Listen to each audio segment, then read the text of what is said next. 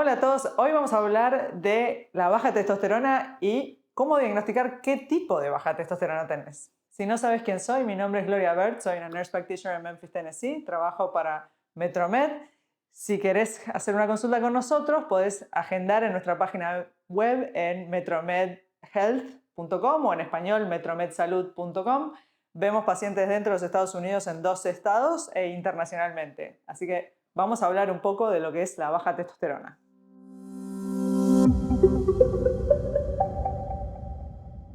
Entonces, primero para entender la baja testosterona tenemos que entender cómo el cuerpo genera testosterona, ¿no? Entonces es lo que le decimos en términos médicos hipogonadismo. Hipogonadismo, hipo quiere decir baja, ¿no?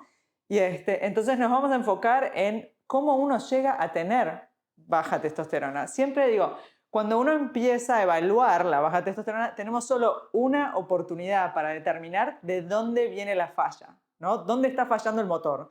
Y tenemos una oportunidad y eso es cuando el paciente no está medicado. Porque una vez que ponemos testosterona en el sistema, la producción natural va a bajar. Entonces no podemos determinar dónde está viniendo la falla. Vamos a entender cómo funciona el cuerpo. Entonces, el proceso de generar testosterona empieza en el cerebro y tenemos dos partes del cerebro que se involucran en la producción. Tenemos el hipotálamo y la glándula pituitaria, que también la conocen como hipófisis en español. Entonces, el hipotálamo va a ser una hormona que se llama GnRH, le decimos.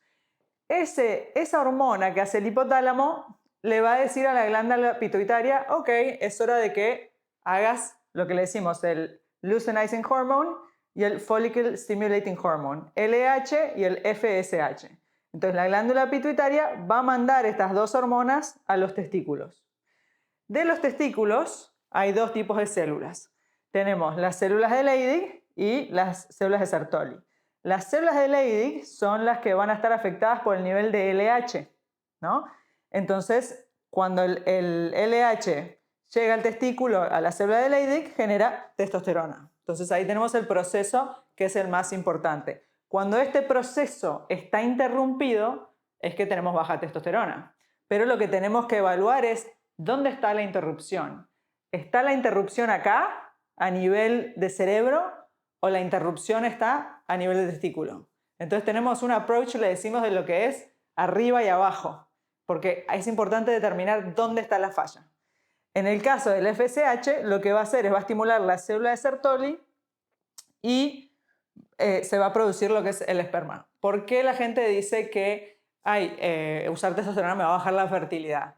Es cierto, porque cuando nosotros reemplazamos con testosterona, lo que va a bajar es el FSH y este proceso también se va a enlentecer. Ahora, siempre digo, no quiere decir que no sea fértil. Entonces la gente que se piensa que alguien no puede quedar embarazado porque usa testosterona está completamente equivocado. Quizá la producción de esperma baja, pero no necesariamente quiere decir que se elimine. Entonces eso siempre se lo aclaro a los pacientes. Nunca es 100% seguro de que alguien no va a quedar embarazado, porque siempre acuérdense que solo se necesita un espermatozoide que llegue. Así que no es recomendable utilizar la testosterona como método anticonceptivo, digamos, ¿no? Entonces, ¿cómo vamos a evaluar dónde está pasando la falla? Siempre con exámenes de sangre, ¿no?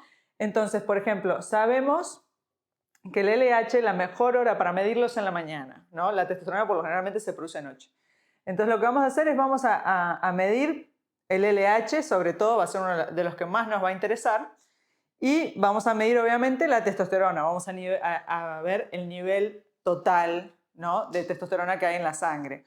Otras cosas que vamos a medir, por ejemplo, que hablamos en otros videos, fue el SHBG, que es una de las proteínas que agarra la testosterona también. Entonces tú puedes tener una testosterona libre o total altísima, ¿no?, pero que está atada a esto. Entonces no te está dando resolución de síntomas y eso lo explicamos en otros videos. Pero bueno, entonces lo importante es determinar dónde está la falla. Entonces, cuando vemos un paciente que, por ejemplo, tiene esta hormona, el LH, baja, ¿no?, quiere decir que el problema está a nivel de cerebro. La glándula pituitaria no está largando la señal suficiente para los testículos, entonces a eso le decimos secundario, ¿ok? Sabemos, hipogonadismo secundario. ¿Por qué? Porque el problema está a nivel de cerebro, ¿tá? Entonces, el secundario es acá arriba. Y después, cuando vemos que el LH está elevado, quiere decir que está altísimo, quiere decir que el problema está a nivel del testículo. ¿Por qué? Porque el cerebro está mandando señal, señal, señal, señal, testículo, generar testosterona, testosterona, y el testículo no está generando nada. Entonces, sabemos que es lo que le decimos un hipogonadismo primario, cuando el LH está increíblemente elevado, pero el testículo no está respondiendo. Y acá en el secundario tenemos un LH bajo, ¿no? Que quiere decir que la señal no está llegando del cerebro al testículo. Entonces, ¿por qué es importante saber esto? Es porque tenemos que ver dónde se genera el problema y cómo vamos a organizar tu plan de tratamiento determinado en varias cosas. Porque no basamos el tratamiento solo en tu nivel de testosterona, lo basamos también, y yo siempre digo, hay factores de vida, ¿no?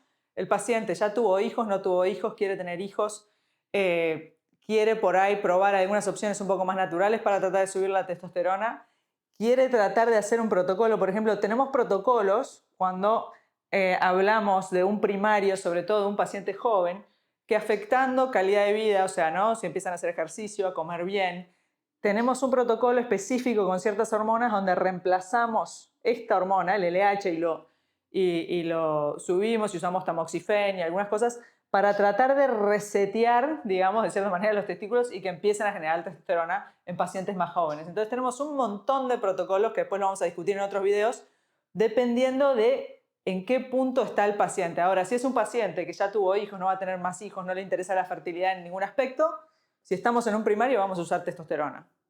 Simple. Si el problema está acá arriba, podemos ver otros protocolos, pero como dije anteriormente, lo que va a variar es en dónde estás en tu vida, qué es lo que querés, pero es importante, antes de empezar ningún tratamiento, determinar si estamos hablando de un hipogonadismo primario contra un hipogonadismo secundario. Y la única chance que tenemos de ver de dónde viene el problema es la oportunidad única cuando recién venís a nuestra consulta por primera vez. Entonces, ¿qué es lo que va a pasar cuando venís a una consulta por primera vez? Te vamos a mandar a hacer exámenes de sangre y ahí vamos a evaluar qué es lo que está pasando y te vamos a explicar dónde está la falla de tu baja testosterona. Ahora, recordemos que baja testosterona puede ser alguien inclusive que tiene un nivel en los 700, 800 y tiene síntomas y además tiene un SHBG alto. Entonces, no nos guiamos por la testosterona total y eso te dice todo. Necesitamos un montón de laboratorios que van a determinar cómo optimizamos tu protocolo para ti. Espero que este video les haya gustado y les haya sido informativo con respecto a los diferentes tipos de baja testosterona y cómo los diagnosticamos en la clínica.